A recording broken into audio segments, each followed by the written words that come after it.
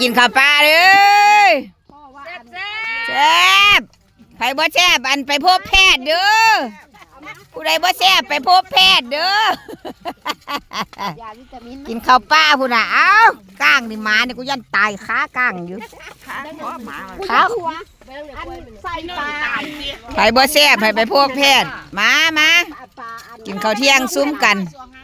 เก็บไว้ยังได้รัดดีๆอยู่ฉันรัดนั่งคุยกันลืมเอามือกินข้าวกับหัวอยู่เศร้าได้ยังบ้านนี้ไปอาหัวปลานิ่นกู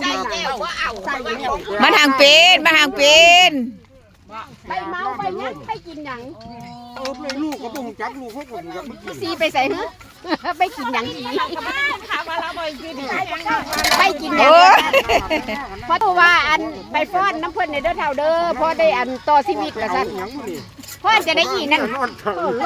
เลยจะถ่ายหน่วยกูบอกเขาไปถ่ายแล้ววะกูยันพิชิตถ่ายไปยันประตูสอนเปิดเบิ่งวะมาแล้วแต่ล่มมันก็แตกแล้วป่ามาแล้วมา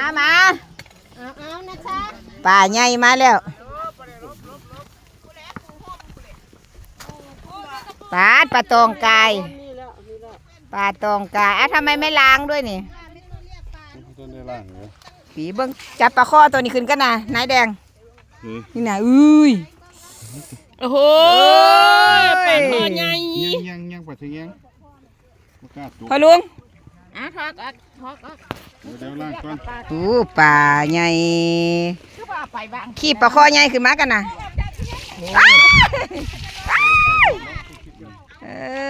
ปลาตู้นิดสักหลักนะครับปูใสเอาขึ้นมาไปสิเอาขึ้นมาแม่ยืมสักเกินปูเดินผู้ด่าปลาข้อใหญ่มาเด้อ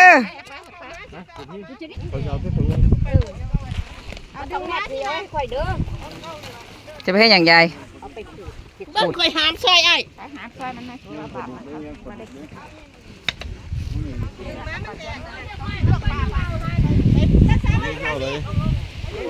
ใส่ห่มบ่